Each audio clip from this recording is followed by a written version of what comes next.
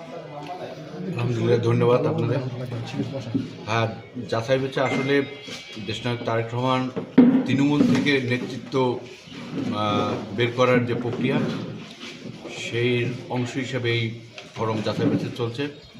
আজকে যে আমরা যে পরিমাণ সাড়া পেয়েছি পুরো এরিয়ায়, আমাদের যে পরিমাণ সমর্থক সদস্যর আগ্রহ দিয়ে গেছে, এটা আমাদের আশা দেখানো আগামী দিনের দলকে একটি শক্তিশালী পর্যায়ে, দলকে একটি তৃণমূল পর্যায়ে শক্তিশালী হবে এবং মানুষের মাঝে এই দলের যে জনপ্রিয়তা, বিএনপি যে এদেশের জনগণের দল, সেটা আমরা এখনও বুঝতে পারছি যে এই ফর্মের সারা যে পরিমাণ সাড়া পেয়েছি আমরা।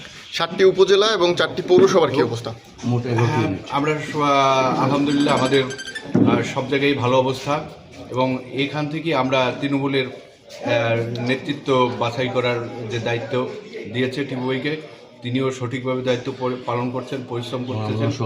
আমরা জেলা কমিটি তার সাথে সার্বক্ষণিক সহযোগিতা করতেছি যাতে কাজটি সফলভাবে তিনি সম্পন্ন করতে পারে এবং পিরোজপুরে একটি সুন্দর, শক্তিশালী এবং স্বাচ্ছা নেতৃত্ব, সঠিক নেতৃত্বের হাতে বিএনপির নেতৃত্ব চলে আসে, এটা আমরা প্রত্যাশী।